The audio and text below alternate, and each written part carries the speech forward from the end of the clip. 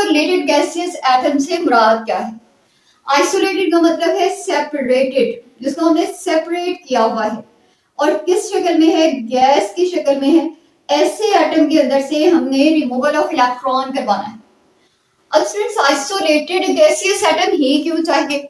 Students, इस बात को समझा, अगर एटम्स इस तरह से पैक हों कि उनके अंदर कोई भी एयर स्पेसेस ना बची हुई हों, तो फिर इस तरह के मटेरियल्स को, सब्सटेंसेस को सॉलिड्स कहा जाता है। तो इस तरह की सब्सटेंसेस को हम लिक्विड कहते होते थे। एटम्स का डिस्टेंस एक दूसरे से बहुत ज्यादा है। अब आइसोलेटेड गैसियस एटम यूज करने का मकसद क्या है? मकसद ये है स्टूडेंट्स, यहाँ पे अगर हम करते हैं ना यही काम, आयनाइजेशन एनर्जी, तो करीब करीब ये एटम्स थे और इन एटम्स का कुछ ना कुछ इफेक्ट होता, जिसकी वजह से इसकी आयनाइजेशन एनर्जी की वैल्यू वो ना होती जो होनी चाहिए। कॉलेज में तो क्लोज पैकिंग है, जिसकी वजह से बहुत ज्यादा इफेक्ट होता। गैसेस के एटम बहुत ज्यादा डिस्टेंसेस पर होने की वजह से ये आइसोलेटेड हैं और इन पर किसी दूसरे एटम का इफेक्ट नहीं है।